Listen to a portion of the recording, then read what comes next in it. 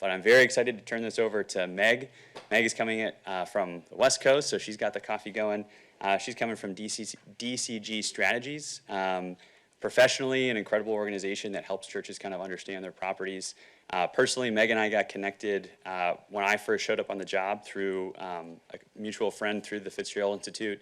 Meg's been a great sounding board and a good friend throughout the process of kind of saying, you know, when I showed up, kind of like, hey, where do we go? What are the directions that we're seeing? And her perspective has been invaluable. So I'm excited to turn it over to Meg as she kicks off our first panel. Thanks, David. Yeah. Hi, everyone. Good morning. My name's Megan MacIver, and I'm Vice President at DCG Strategies. We are a boutique real estate advisory. Oh, there we go. I'll start again. My name's Megan MacIver, and I'm a Vice President of Real Estate at DCG Strategies, as David said. We're a boutique advisory and consulting and brokerage firm that helps churches and school districts in California with all aspects of their real estate. So from complex projects to brokerage, we're there and we advocate as the church's owner's representative, both with Catholic organizations and any denomination. As David said, I was connected to CPI through my former career at Jones Lang LaSalle. I was a vice president there helping foreign capital come in and advising the placement of large amounts of capital in complex portfolio deals across the country. So I'm delighted to be here this morning, and we're going to be talking about paradigm shifts in church property management, and I'll let Mike also introduce himself and each of the panelists. Good morning. My name's Mike Davitt. I'm from the Archdiocese of Los Angeles, so yeah, I'm a little shocked with the weather and the time frame, but doing okay. And as I appreciate being here, a great opportunity, huge crowd. Kind of reminds me of church though, because the back is full and the front rows are empty. Yeah. So I don't know if that's a sign. Anyway, I've been at the Archdiocese of Los Angeles for 24 years. Our diocese is, because of its size, we're set up somewhat differently, that we have our own dedicated department for real estate, where some other dioceses, you know, combine it with property in general or construction or whatever. So we have our own construction department, which we work together with, but our own real estate department as well. Been there for, like I said, 24 years. Before that, I did some senior housing work with some municipalities. Before that, I did regular commercial real estate brokerage work as well. So like I said, I was trying to understand this, so what I wrote down. So, and everything, I'm a Southern California guy, so everything I've done is based in California. So as we're, you know, everybody's a little different, but that's what we do. So anyway, happy to be here. Thank you. My name is, sorry. My name is Stefano Marrone. Can you guys hear me? Yeah. Stefano Marrone from the Archdiocese of Montreal. I've been with the diocese for about 3 years now as head of real estate. Prior to this, I started out my career in construction, so a little over, just about 20 years ago. Was able to work on light industrial, commercial, residential projects. It wasn't my passion. It was more, I wanted to really get into real estate development, pre-development. So through contracting, I was able to help people within my network, people that I met, take their concept or idea, re-look at the properties that they had, find the highest, best use for them, and started doing more consulting. So, and then driving that business towards the contracting as well. And then I really went off almost full-time doing consulting for pre-development and anything real estate related. And during the pandemic, I was, like most people, looking for a new opportunity. I was called by an old friend that I went to high school with, went to a Jesuit high school, and they were looking for, he was working with the Diocese of Montreal to help them find or develop a role for someone to head up their real estate. So I was assisting them in that, and then they actually offered me the role, and I took it, and that was about 3 years ago. So, thank you. I'm Deacon Toole. I serve in the Diocese of Bridgeport, Connecticut. I'm Chancellor and Moderator of the Curia. I've been with the Diocese for 6 years, and prior to that, almost 34 years in technology at IBM. Great, and so of course we have 3 different dioceses and 3 very different urban contexts. So I wonder if each of you could talk a little bit about the context of your diocese specifically. What is that urban context like? What are some of the issues that are on your minds? And whoever wants to start, maybe Pat, would you like to? Sure. We're a very tiny diocese. We're about 700 square miles. I think we're the 3rd smallest in the United States with 75 parishes, 330,000 Catholics. The advantage we have is that because we're so dense, we don't really have a shortage of priests in a way, because you're never more than maybe 5 miles from another parish. Out of the 75, about 10 are we call national parishes. They don't have parish boundaries. The rest are traditional parishes. And I think it gives us great advantage because we've had 5 mergers, but the churches aren't far, so the people don't feel like the priests are driving an hour to get there. The things that we do, I only mention that because it's very contextual. Some of the things that work for us would certainly not work if you're in rural Pennsylvania or someplace else where there's a real shortage of priests and you have to drive long distances to cover your parishes. Go ahead. So the Archdiocese of Montreal is the 2nd largest diocese in Canada. It's made up of about 200 parishes, but that doesn't include non-places of worship, so convents, religious buildings, community centers, things like that. So it's it doesn't sound like a lot, but for the size of the Greater Montreal area, it is quite a bit. We're known for the amount, the density, the amount of churches per square mile in North America. So the old adage of, you can't throw a rock in Montreal without hitting a church, and it's very true. Sometimes there's 2 on the same block because of the dynamic between French and English parishes. So there was a huge French community, and then there was an Anglophone community, and then all the cultural communities. And that's how it's still set up and divided between the Episcopal vicars. So they each take their territories, and they are able to oversee that within the different communities. We also have the unique decentralized system. So the rest of Canada is more of a centralized top-down sort of system where the bishop is the decision maker for all the different parishes, whereas we have a fabrique system. So each parish has its own independent legal entity that controls the parish itself, but also its properties and things like that. So a fabrique is just an old term from the 14th century, coming from the Latin word fabrica, which means basically constructing and managing church properties.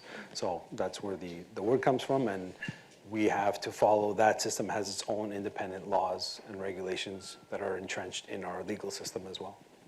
So lots of different things to process when working with any diocese in Quebec.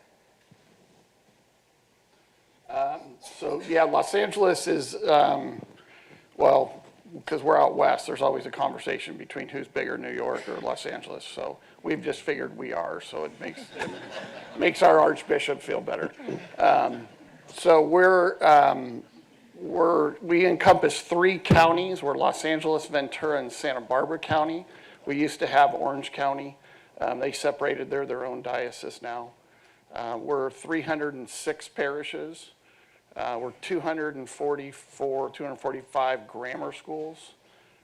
We have 19 archdiocesan high schools. So those are controlled by the Archdiocese. There's also another 16 or 17 private Catholic high schools. So those are run under the approval of the Archbishop, but they're independent. So like we have Notre Dame High School in Sherman Oaks, we have Loyola High School in Los Angeles, etc. But the Archdiocese of Los Angeles does not have direct oversight over their property. They're their own separate boards. A little different than Montreal, where we are not all our parishes are not separately incorporated. Everything is owned by the Archbishop Corporation. So we're kind of the old-fashioned top-down. And there's been some reasons for that because we did look at that some years ago. We also have a seminary. There's also 2 or 3 Catholic colleges that we do not run, but Loyola Marymount, Thomas Aquinas College, et cetera. And then we have 11 active cemeteries throughout the diocese, which is a big part of our land holdings and a big part of our land management process. So yeah, and like I mentioned, we are different in that everything is owned by the corporation, so everything's controlled by downtown, so to speak, from a legal standpoint. Obviously, from a canonical standpoint, the pastors are responsible for their own upkeep and maintenance and responsibility to their parishioners and their sites, but they legally can't do anything with their property unless it comes through downtown. So that's just the way we're set up. So. Great, thank you. And from a commercial real estate perspective, one of the things we talk a lot about when you're overseeing a number of properties, a portfolio, you might say, is what is your thesis or what is your investment thesis? What guides your management decisions, and what's that framework that you use to guide your approach to church property management today? And so I'm wondering if you could each speak to that and perhaps share a story or an anecdote that clarifies that approach, or if there's a theology behind it too, I'd love to hear about that. Sure. Everyone's, go ahead, Mike. Sure, you give me the hard one first, right? So being a large diocese as we are, I think one of our approaches to management is balance, right? So we're balancing the corporate structure downtown with the individual needs of the locations. And sometimes that's a clear path and there's no real problems, but sometimes there's conflicts with that. So there's part of that. But I think that what guides our department and what I think guides the rest of the Archdiocese is that our role, because we're all centrally controlled, so all schools and construction and real estate, is that our goal is to be of service to the parishes and the schools primarily. So so if a pastor calls us, business manager calls us, principal calls us, we want to be as responsive to them as possible. So that's where we drive what we're trying to do on kind of a daily management type of basis. Obviously, one of the main themes of this whole conference is changes in uses of real estate and all those kind of things. So we try to get ahead of those, and we try to work with the parishes, because a lot of times individual parishes or schools, they get approached directly by a developer or by someone that's got maybe a great idea, but it might not be what's really in the best interest of the diocese. So, but we try to work with that as best we can. So I think that which maybe goes to another question you were going to ask later, but in terms of uses, I think what has changed over the years is that a lot of what we're doing is uses that are not traditional Catholic uses of parish property and school property. They're not, we don't want to do anything that's in conflict with the teachings and morals and beliefs of the church, but it's also, we want to give those opportunities, because a lot of it sounds maybe not the greatest, but a lot of it it's financially driven. So a lot of these parishes that are, and we're different because we have a lot of parishes that are growing, but we also have parishes that are shrinking in size. So there are struggles to financially sustain themselves. You want to try to give them those opportunities and work with them where it's appropriate. So we look at those kinds. So that's what I think I've seen changed over the last few years, or maybe the last 20 years, is that what we used to do on kind of a rarity basis is now much more. And some of that's short-term stuff and some of it's long-term. So you're strategizing with churches and congregations on big projects. we sometimes, where we're in the World Series time, right? So we play small ball and we try to play big ball. So small ball, hey, we've got, we're in LA, right? So big thing in LA is movies, right? Filming, TV commercials, things like that. So we have a whole process where, somebody wants to film at a school, then we can go through that process. Or somebody just wants to park their trucks there for a film shoot. So that will generate $4,000 or $5,000 for a day or whatever the case is. So, and that becomes really important to these individual parishes and locations. So that's kind of on the smaller end, and then on the bigger end, there's bigger tasks that go on in terms of long-term leasing or repurposing or looking at taking property that is underutilized and maybe working on some housing stuff and things like that, which I know we're talking about a little bit later. But as I'm looking at the housing crew right there for LA. So anyway, so hopefully that helps. I'd love to hear Stefano. Yeah. For us, I'd have to say that we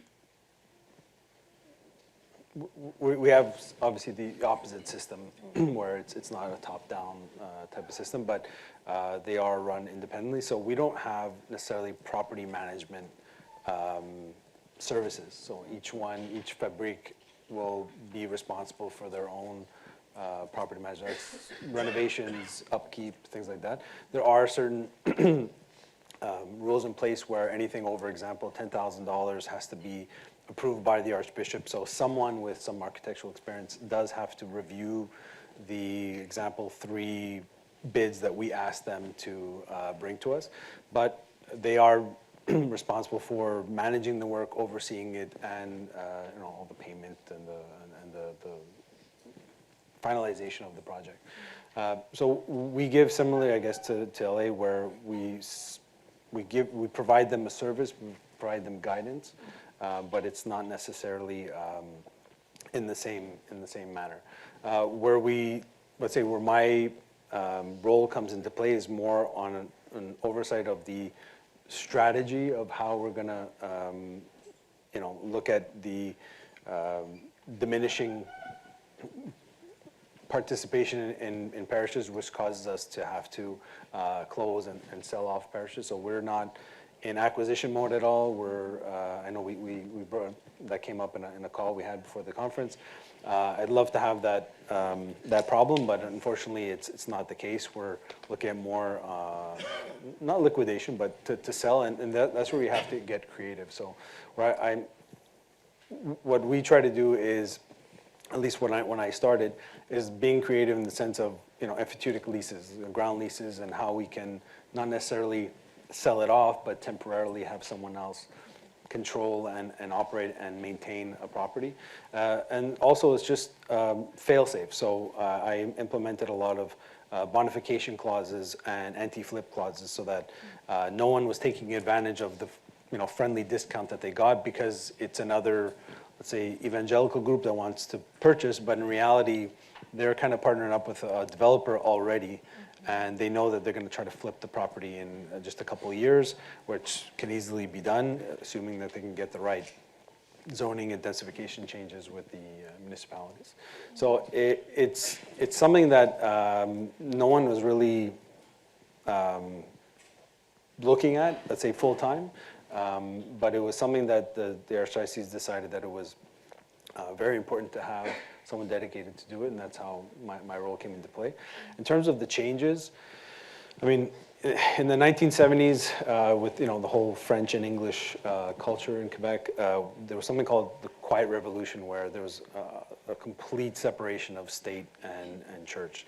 That had caused basically a whole generation to stop participating in church, and that obviously trickled down into their kids. People stopped getting married, people stopped baptizing their kids. So it caused a massive exodus of parishioners from the Catholic Church, especially in just Quebec in general.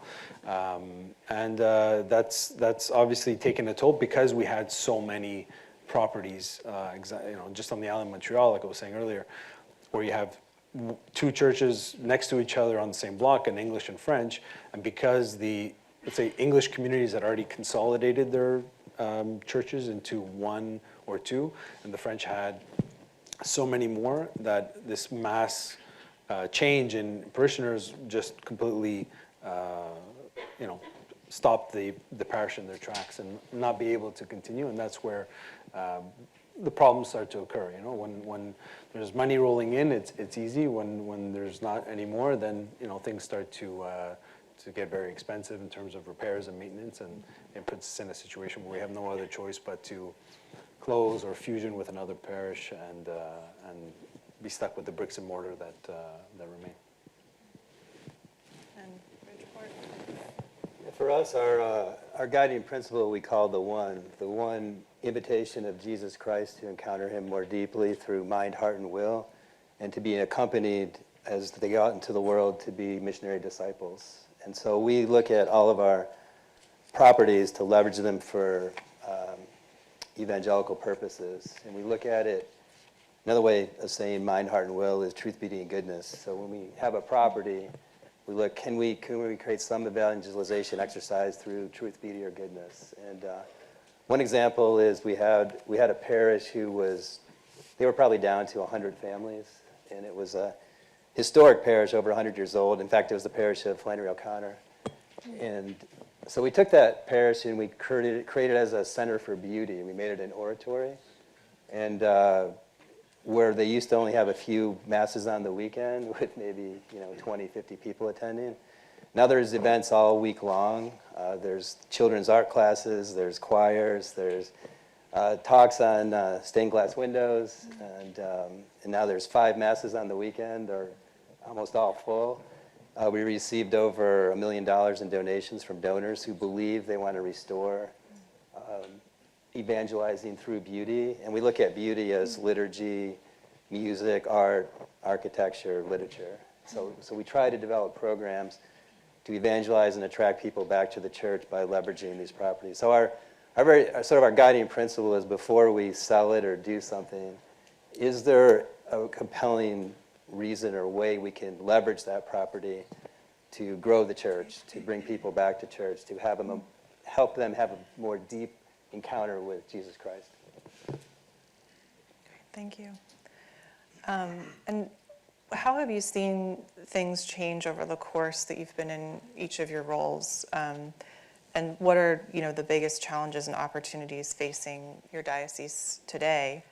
And then it's kind of a longer part question, but what do you think the diocese is going to look like in the next 5, 10, 20 years from a real estate perspective? If it's me again.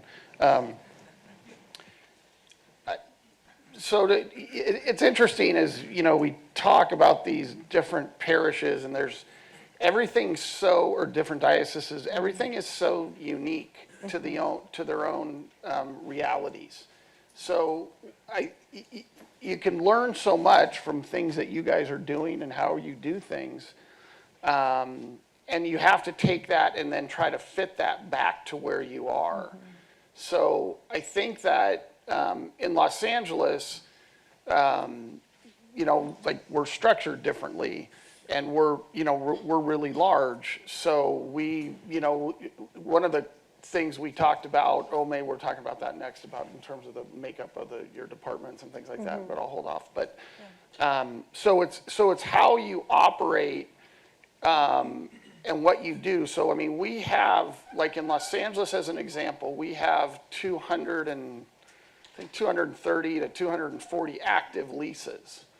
So, and those leases, that's a big part of our operation, because we haven't closed down any parishes. We've been fortunate enough that that's been the case. We haven't closed any grammar schools. We've consolidated grammar schools, is the term we've used. Mm-hmm.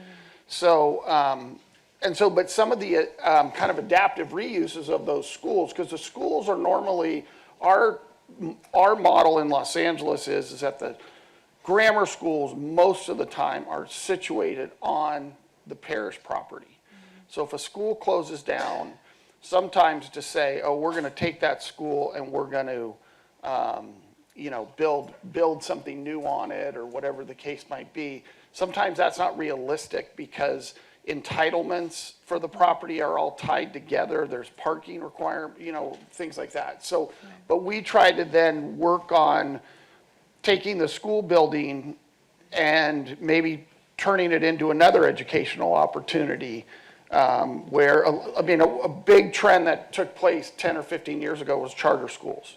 So in California, charter schools became a big issue, big expansion, and that was in response to kind of the failures, or perceived failures or real failures of the public school system.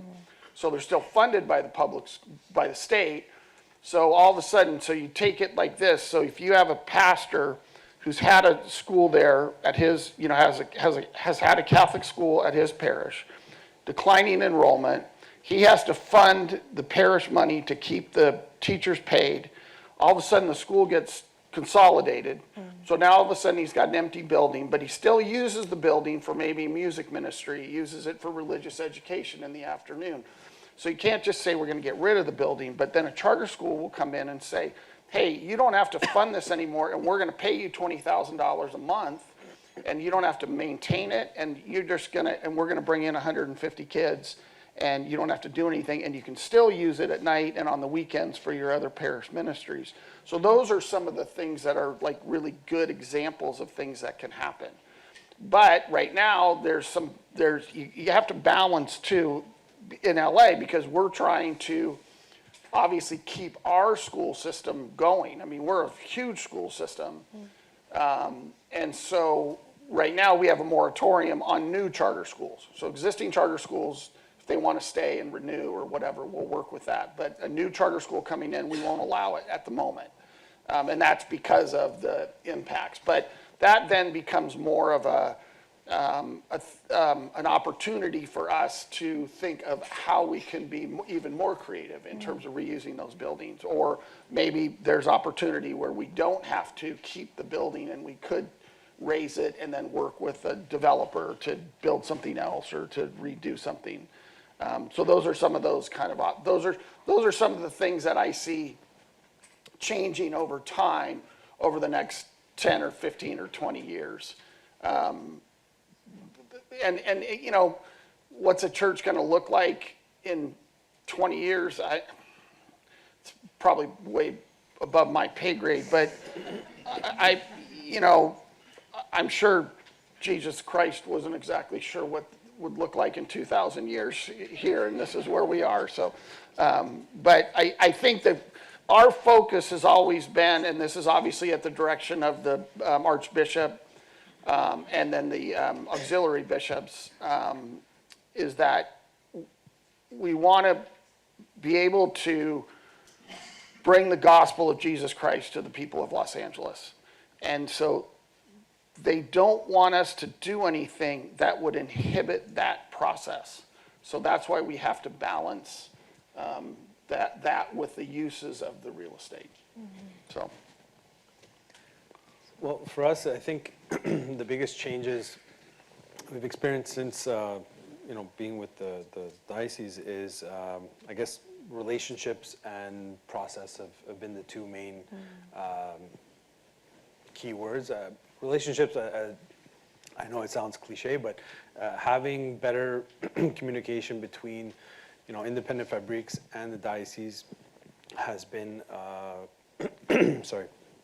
a huge difference in the way that we even structured the process. So just to mix the 2 points, process-wise, we created a lot more structure on how these things, let's say the alienation of temporal goods, actually happen. So from A to Z, making sure that we cut out as much as the red tape as possible, and that communication, having that relationship actually helps do that. So we're more clear on communicating what the pastoral needs are at first, helping the fabrique and in collaboration with the diocese manage the process and manage the strategy, then actually going and doing what needs to be done.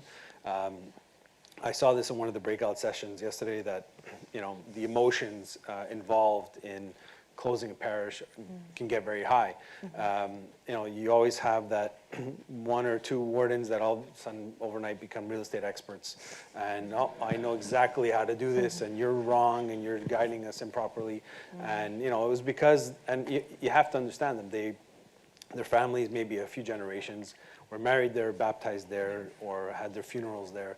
There is a strong attachment, but I can guarantee you if they had to pull out the money to pay the heating from their account, it'd be a completely different discussion. So understanding them, having that relationship is key. And then also in terms of process, cutting down the delays. So because we have so many approval levels, as I think any diocese would have, making sure that it's not delayed because we missed a step or we skipped a few steps along the way. We didn't communicate the right information to the right people. That has made a huge change in something that sometimes it would take years to get a church sold, and now it's taking less than a year. So that was a big change. In terms of the future, I think it's going to be a much leaner and healthier diocese, at least in Montreal, where we're going to, I'd rather use the term consolidation. We're going to, reduce our footprint, but be stronger and encourage the parishes that have a vitality to continue on, and where people don't feel like they were abandoned because again, bricks and mortar were no longer able to maintain it. So it's, I think that's where it's going to be headed, but that too is going to take a lot of change, and unfortunately, change within the church is very slow. And especially for someone coming from the private sector before that, it's hard to just sit on your hands sometimes and just wait, because they want to take the time, they want to reflect, which is something I've learned to do over time in my 3 years there. But at the same time, there are certain standards or business standards that you have to respect, and the market moves in a certain way, so you don't have that analysis that you have done, a financial analysis you have done on the value of a property may change from, January to the summer. Yeah. So that's why there's a midway point that we're trying to reach, but I think we're getting there. Thanks. It's a big change for us, thanks be to God, as we've gone from playing defense to offense. My bishop's been in place for 10 years. Prior to that, we had to sell a lot of real estate to pay for lawsuits in the sexual abuse crisis. We paid a total of about $55 million to victims. And my bishop's been very open in walking with the survivors. We have a very good relationship with the community. And so far, we're not in the situation of bankruptcy like many of the dioceses around us. But because of that, because of our safe environment, policies, department, our bishop, it's allowed us to really focus on going on the offense and figuring out how do we leverage our properties for evangelization. And I would say that we don't really worry about the future. For us, it's more the journey than the outcome. We sit down every 6 months and we determine an operational strategy, and then we sit down again in 6 months and figure out what's working and not working. Sort of leave it up to the Holy Spirit under the protection of Our Lady, and we're right now enjoying the ride. So that's sort of our situation. Great. And I'm wondering if you could comment, and you've spoken a little bit about this, but about the way that real estate decisions are made in your diocese. So what's your process or structure, and how many folks are on your team? How are you sort of set up? And then the second part of that question is, what's working and what doesn't work about the way that things are set up right now? So in Los Angeles, because everything is, as we talked about, is centrally controlled and owned, so the ultimate decision is always with the Archbishop, of course. So the way we're structured is we're a department of 5 people. And then if there's a decision to be made, I'm just trying to think, maybe it's easier to give you an example. So we do have a ministry at church that is growing, which is great. And they're in a small city in San Fernando right now, in a very small building that only holds about 120 people. So they have been looking for a new opportunity. So we ended up buying, or in the process of trying to acquire a property that can seat 500 people. So it's a good movement for them. Real estate pricing in Los Angeles is a little shocking. So it's a 2.2 acre site with, like I said, there's 2 buildings on it, but it does have seating capacity for about 500. So we're paying $5.2 million for that, which we actually think is a pretty good deal. With that being said, that process would be, we have, which I think I didn't mention before, but our diocese is broken up into 5 what we call pastoral regions. So there's a bishop, an auxiliary bishop that oversees each pastoral region.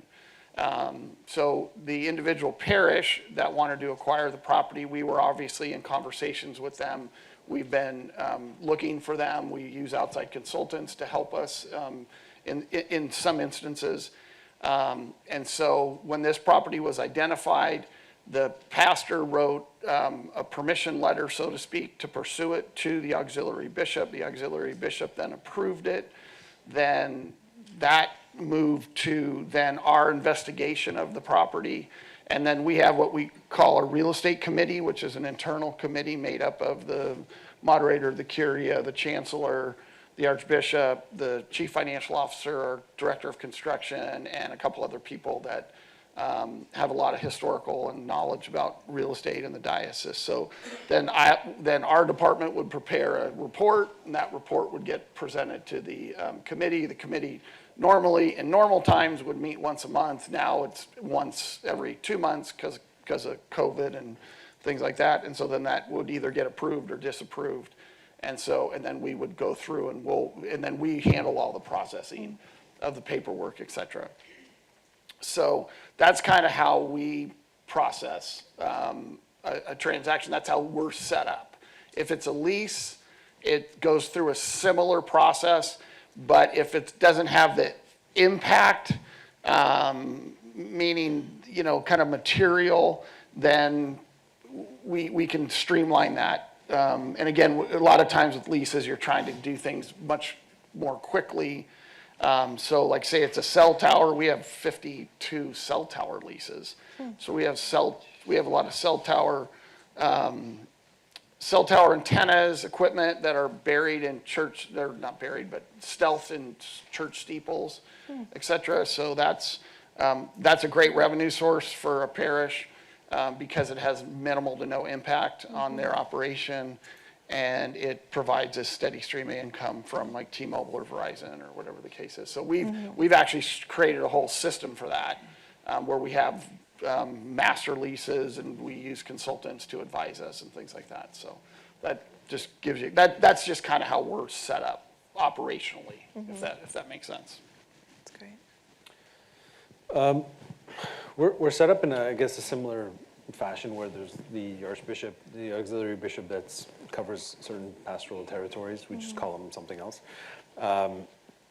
But this is part of the processes that I was talking about earlier, is that we made it so that when a fabrique wants to alienate their property, they first have to go through a pastoral committee to make sure that, first of all, the community that remains in the area is taken care of. Are they going to fusion with another one, a neighboring parish? Are they going to close? So answering all those questions. Then it would come onto my desk where we, start discussing with the fabrique what they want to do, what are their intentions, because they may have a goal set out already where they want to sell to a community group that's been renting there for the last 10 years, and they want to make sure that they get it at a reasonable price so that that group can continue giving or providing services to the community, which they are allowed to have. So the Archbishop only, let's say, approves or refuses files that are brought to him. He doesn't necessarily decide you're going to close or you're going to do this, you're going to do that. But we look at it as a whole, and we try to respect the criteria that they want to have. But oftentimes, in terms of strategy, we try to look at the trying to sell the eggs rather than the hen. And a lot of times, because we're not creating more of these properties, and God's not making necessarily more land, we can't get it back. So if we do something with it, how is it going to continue generating revenue down the line? And that's an initiative that I've been trying to put together, and it's starting to form now, where redeveloping the properties where it does generate passive income, even if we're no longer the, say, main property owners. An example, like in a limited partnership agreement, where we still retain some ownership in terms of shares, but it doesn't affect our tax benefits there with the government. So that's what process, I guess, process would look like. In terms of what's working or not, what we were doing before definitely wasn't working. Now I think it's an evolving process where we're still looking at what is going to work long term, but every case is so unique and independent that it's hard to say, well, this is our global strategy. Basically, I guess if we just want to paraphrase it, is how can we make sure that the diocese and the fabrics that are going to remain open and continue are going to be able to have financial stability down the line. For us, we make all of our decisions basically through the lens of the pastoral mission. And so if the real estate can't support that, then we don't need it. And if we don't need it, can we give it or sell it to somebody who will do something ministerial? And if worse comes to worse, I guess we'll just sell it. But as an example, we had a church that was closed years ago, just sitting there, property. We rented it, I think, for $1, something at Fairfield University. And together we worked to create a 2-year college under Fairfield for students that were low income, first generation, primarily people of color. And they just opened the doors in September. The first 50 students are on campus, and it's an incredible energy. If you go there, students are so grateful and motivated to change the world. And once they graduate, they can go to Fairfield or another 4-year college. It's the same professors who teach at Fairfield teach there. It's a top education for the students, but it's I think a great example of, we just had this property sitting there, and now it's turned into a beautiful mission for our young people. And our bishop he has this saying that sort of takes people aback, but we say we'll bankrupt the institution to save the apostolic mission. So we really look at everything through that lens. And if we can't do something through that lens, then there's really no reason to have the asset, is sort of how we approach it. Well, thank you all for sharing what you shared. At this point, I think I'd like to open it to questions. I think we've got 2 microphones here and here. If folks would like to come up to ask our panelists anything. And if not, I have more questions. So, is there a question?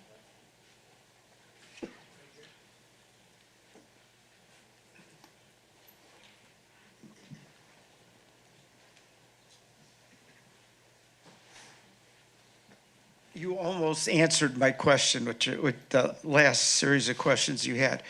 But I'd like to address, both Michael and Stefano, but you too, because you're a little bit smaller. I'm from the Archdiocese of Chicago, but I'd like to just ask to all of you, as a developer, if I see one of your parishes and there's a corner and there's great, and I'm looking at it as a developer, which means we could make money on it, okay? What is the first step? You're from the top down, you're from the bottom up, and you're small enough that I think you probably get more eyes on it. What's the first step in each of your districts? What's the first step? I said, okay, I want to put something over there that's going to make money. They brought up the other day about Chick-fil-A. They don't want them.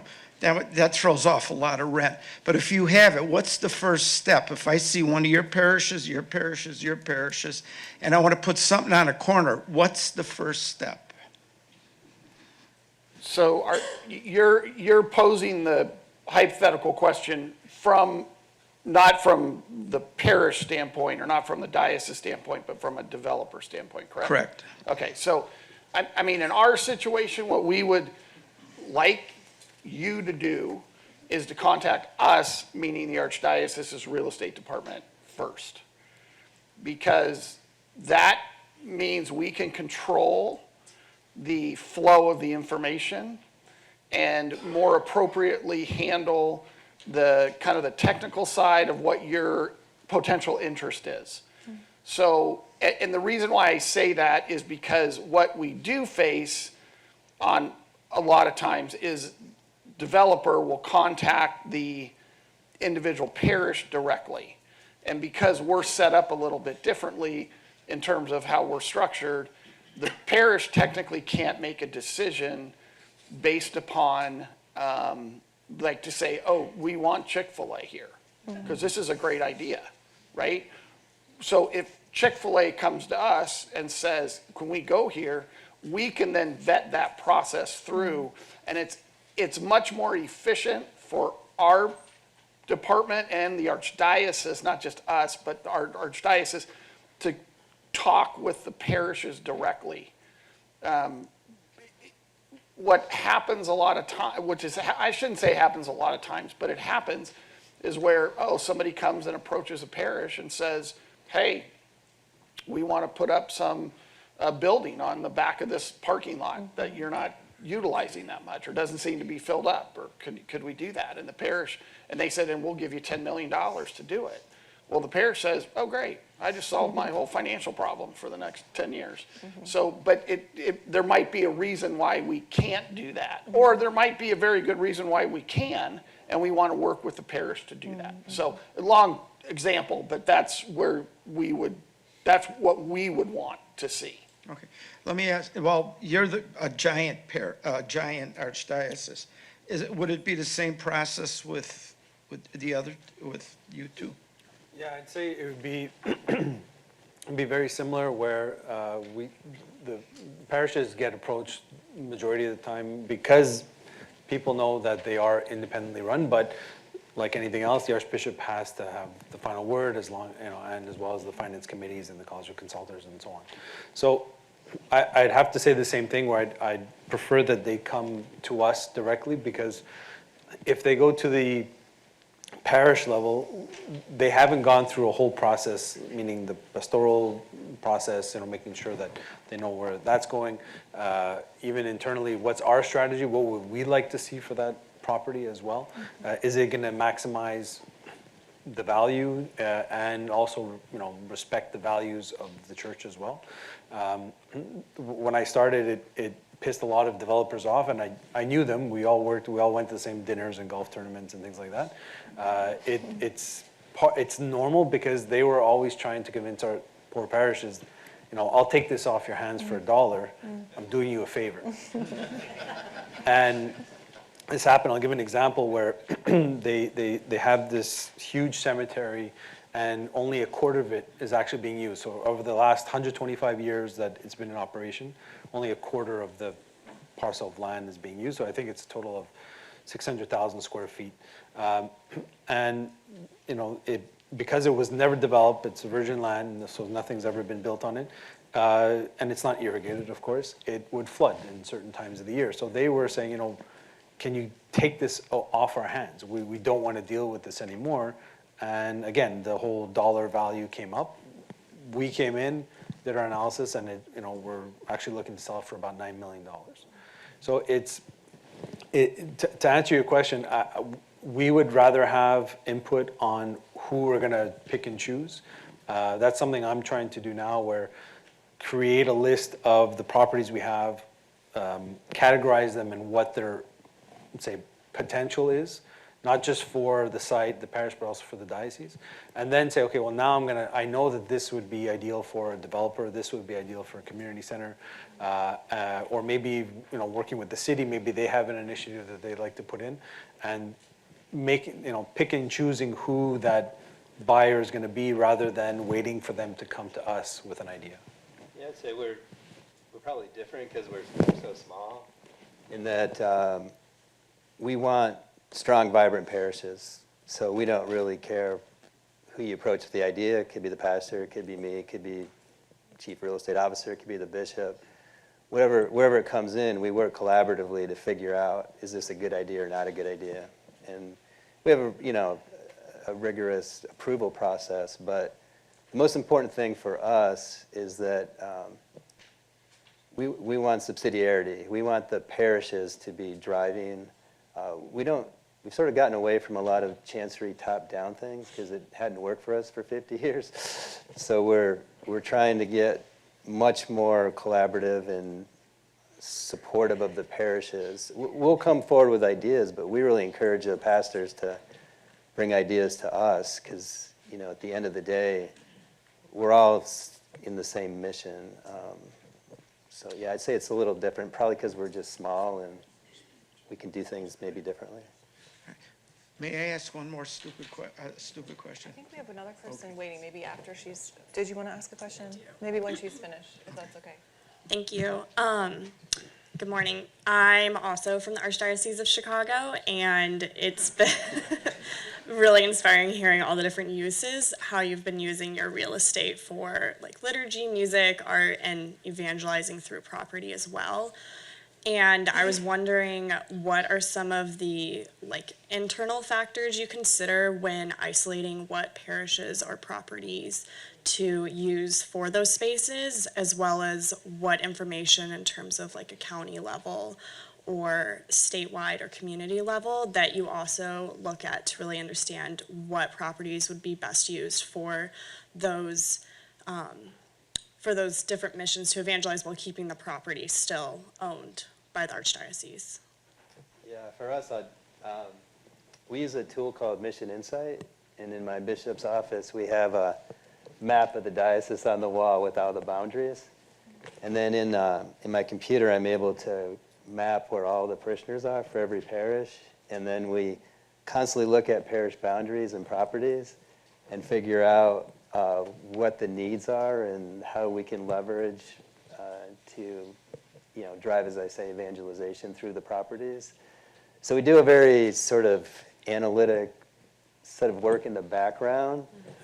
We've also entered into a major collaborative process to move toward shared ministerial services so that, we had a model of every parish did everything. So everyone had one of every job, and that's not affordable for us going forward. So we've brought, mapping everything out and looking where people actually go to Mass. We've been able to pull together pastors in small clusters where the bishop meets with them, usually over a 1 to 2 year period, to work on a collaborative plan that's more regional, which includes all the properties. And so they've created in some places, Center for Adult Hispanic Catechesis or whatever. So it's really driven, again, by the pastors and the parishes working in collaboration with the bishop, myself and others, to figure out what's best for that particular part of the diocese.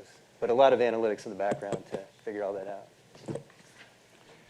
For us, our parishes are limited zoning-wise to what usages are actually allowed within the church, because if it's zoned a place of worship, they can't just have any kind of activity in the church or the basement or something like that. So it is limited, but there's a lot of changes going on, at least in the Montreal area, that is getting a lot more flexible with that. But it really comes down to the parish themselves. They make the decision on who they want to rent to, and all they have to do is have the lease approved by the Archdiocese. So it's not the same dynamic. And similar processes, we'll use tools to help us look at demographic trends, changes. A lot of times, because our diocese is both rural and urban, we have growth that's occurring in certain areas, so we'll look at demographic changes there, look at what kind of facilities we have in certain areas, and then try to identify either new property, or we could look at saying, hey, the site we actually have for this certain area isn't adequate enough, so we're gonna look for a new site that would be bigger, and then we'll sell this site here to keep that moving, to address those needs. There's also, if we're looking at existing facilities that that there maybe could be some adaptive reuse too. We'll look at what its potential impacts are to the immediate parish, to the immediate community, and to the surrounding communities as well. So it's interesting. And I don't know if this is really consistent across other dioceses, but in Los Angeles, I've never experienced a pastor who has said, "Oh, I'm so happy the Archdiocese sold the property next door to me." But I have heard multiple times, I don't understand why the diocese sold the property next to ours. So we try to kind of keep that at one of the forefronts of our conversation. And I mean, there's an example. So 40, 50 years ago, there was a lot of property that was sold off the diocese, and that was to balance budgets. And, you know, there was reasons to do it. But we have a big parish in the Santa Clarita area, which is North Los Angeles County. We sold off 2 acres, 2.5 acres. Somebody developed like 7 or 8 homes on it, sold that off in 45 years ago. Literally 10 years ago, we went and bought every home back. And the math didn't really work. So, because the parish grew, that area grew. So they just, you know, those are those things that, you know, you don't want to blame your forefathers for issues, but those are just some of the factors that I think that's helpful to us to be cognizant of as we're looking at changing property or selling property or even acquiring property. Thank you. Meg, we can take one more quick one. Oh, sounds great. Hi, I'm appreciating the panel, thanks. Well, first, the quick question is, two of you have talked about ground leases or long-term leases, so what does that mean in your region? How long is the longest? But my real question is I'm working with folks around the country on repurposing some vacant properties that parishes or other faith groups own for farming or community gardens, and I'm wondering if you have any experiences within that realm that you can share. We actually have some property that is farmed. That is what we call future sites. So those are areas that are we believe there'll be growth in. So we're holding those, but we do have long-term. We normally keep our farming leases short-term, and then we normally renew them. But a long-term lease example that we recently did was in Hollywood, one of our parishes. It's been there a long time, and their school unfortunately consolidated, and they have a big parking lot that's right off of Sunset and Hollywood Boulevard.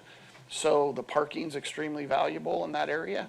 So there's a big development that's taking place next door. And so the developer approached the parish, approached us and then approached the parish, and they're going to build a parking structure on the back of the parking lot, and it'll provide the equal amount of surface parking there for the parish, and then it'll also do 5 or 6 levels of parking, and that's under we wouldn't sell it, but we did a 99-year ground lease in terms of that, but it's over $1 million a year to the parish, so. Yeah, for us, it's 99 years is the longest, and we're more urban, so what I'm trying to do is set up hydroponic farming containers, and so I'm working with a company to set up some that we would run, and I'm talking to a company about moving from their warehouse to our property so that we can work together and be more collaborative. For us, we our emphyteutic, I don't know if we use the same terminology, emphyteutic lease or ground lease, our longest is 99 years as well, but we've done also 50, 60-year leases depending on the project that they want to do. We do own some farmland that was acquired by a testament that was given to us when someone passed away and they donated it to the church. We keep those leases usually almost year to year just because of where they're located, and we don't know the farming system too well on the outskirts of Montreal, so it's not something that we can oversee regularly, so we keep it fairly short and simple as possible. Okay, thank you. All right. Thank you very much.